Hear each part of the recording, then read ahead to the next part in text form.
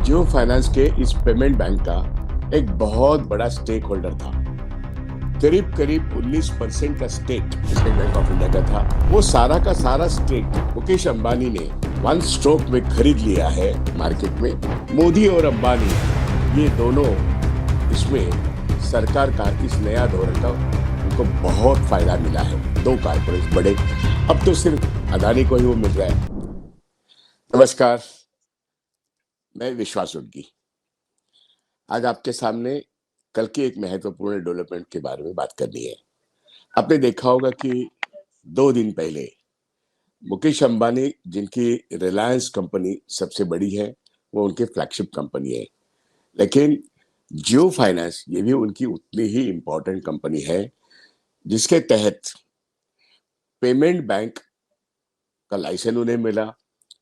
सो जियो finance का एक subsidiary payment bank का licence Reserve Bank of India उनको दिया और आज की तारीख में वो मार्केट में लिस्टेड था। ऐसे वक्त उसमें बड़ी बात यह हो गई है कि स्टेट बैंक ऑफ इंडिया, जो शुरू से जियो फाइनेंस के इस पेमेंट बैंक का एक बहुत बड़ा स्टेक होल्डर था, करीब करीब 19% का stake State Bank of India का था।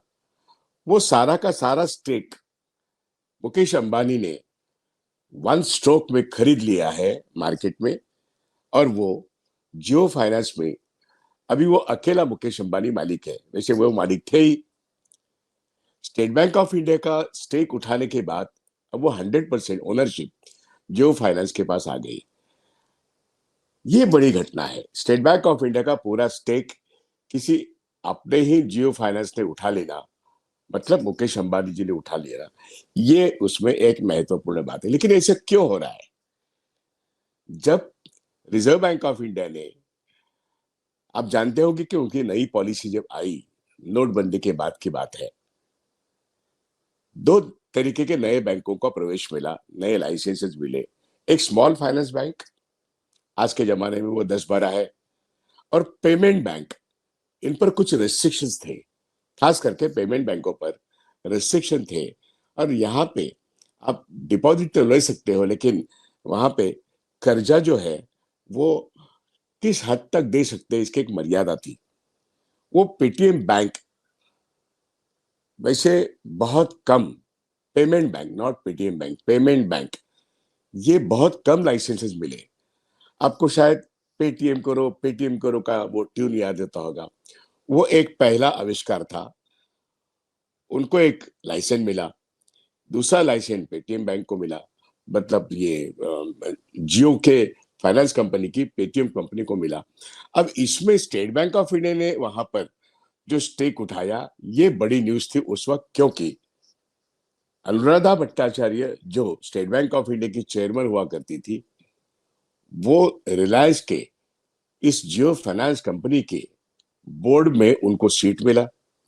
स्टेट बैंक ऑफ इंडिया का स्टेक 19%, मतलब जियो फाइनेंस को फंडिंग हो गया और मार्केट में शेयर आगे जाते रहा।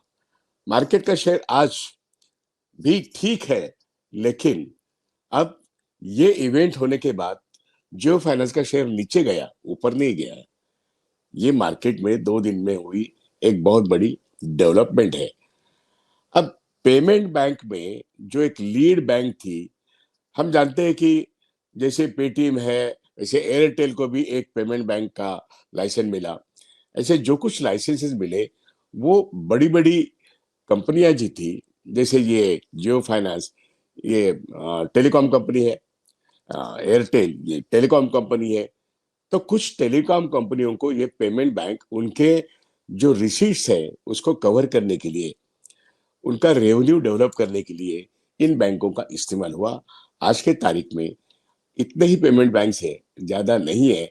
लेकिन स्टेट बैंक ऑफ इंडिया की एंट्री कब हुई? अनुराधा भट्टाचार्य किस लिए एक टाइम वो डिप्टी गवर्नर बनना चाहती थी, स्टेट बैंक ऑफ इंडिया की चेयरमैनशिप खत्म होने के बाद डिप्टी गवर्नर बनना चाहती थी। लेकिन यहाँ पे रिलायंस रिलायंस की जो कंपनी है, उसी में उन्होंने डायरेक्टरशिप ली जियो फाइनेंस के जरिए। ये हमने देखा है। अनुराधा भट्टाचार्य नाम इसलिए लेना पड़ता है क्योंकि अदानी को जो ऑस्ट्रेलिया से स्टेट बैंक ऑफ इंडिया की तरफ से फोन के ऊपर लोन लेने की बात, मतलब फोन के ऊपर डॉक्टर मनमोहन सिंह ने कभी बात नहीं की, लेकिन हाँ, मोदी सरकार ने अंबानी को, अदानी को उस वक्त ऑस्ट्रेलिया से बड़े लोन दिलवाने के लिए अनुराधा भट्टाचार्य जी को फोन किया था। उन्होंने फोन पर सैंक्शन भी किया था, बाद में वापस लिया, आखिर जो प्रॉमिस किया था वो बाद में दे दिया। लेकिन इस तरीके से पब्लिक सेक्टर बैंकों के चेयरमैन मोदी शासनकाल के 11 वर्ष में हम देख रहे हैं। इसका एक नमूना ये है कि इस तरीके से बैंकर्स को वो अपनी तरफ से काम करना करवाने के लिए मजबूर करते हैं। इसलिए रिलायंस हो, जियो फाइनेंस हो, जियो पेमेंट बैंक हो, स्टेट बैंक हो, तो स्टेट बैंक ऑफ इंडिया एक पब्लिशर बैंक किस तरीके से एक कारपोरेट घराने में उसको मदद करने के लिए काम करते हैं सरकार के इशारे पर। मोदी और अंबानी ये दोनों इसमें सरकार का इस नया धोरण का उनको बहुत फायदा मिला है। दो कारपोरेट बड़े, अब तो सिर्फ अदानी को ही वो मिल रहा है। अब आप देखिएगा, इन सब चीजों को मद्देनजर रखते हुए रिलायंस कारपोरेशन जो है, इसमें से अब अनुराधा भट्टाचार्य कहां पर है वो अलग बात है, लेकिन जो जियो फाइनेंस की ये जो पेमेंट बैंक थी, इसमें से स्टेट बैंक ऑफ इंडिया आज की तारीख में हट गया है। 19% का उनका जो स्टेक है, मेरे ख्याल से 7 करोड़ 90 लाख के शेयर थे, मतलब मान लो करीब करीब 18, ये सीबी पे अनाउंसमेंट हो गया है।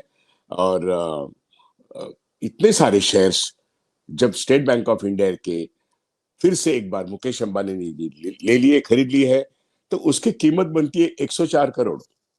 उसकी कीमत बनती है 104 करोड़।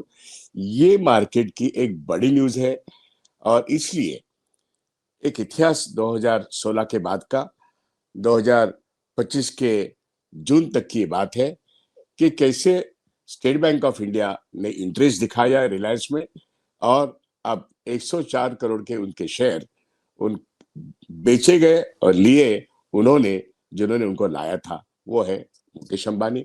ये एक नेक्सस है।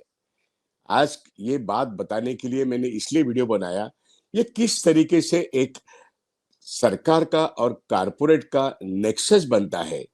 जरूरत पड़ने पर वो साथ में आते हैं और एक स्ट्रैटेजिकली आते हैं और एग्जिट भी होते हैं। कुछ नया बनाने के लिए और कुछ करने के लिए वो तैयारी करते हैं। आज के तारीख में रिलायंस में भी मुकेश अंबानी ये प्रमोटर तो है, नाम तो उन्हीं का है, लेकिन इस प्रमोटर्स की लिस्ट में अगर देखा जाए तो मुकेश अंबानी के रिलायंस, इसमें मुकेश अंबानी पहले तीसरे नंबर पर है। पहले 2 या 3 कौन है, आपको अचरज होगा। सऊदी अरामको के लोग ये रिलायंस में पहले 2 या 3 लोग हैं।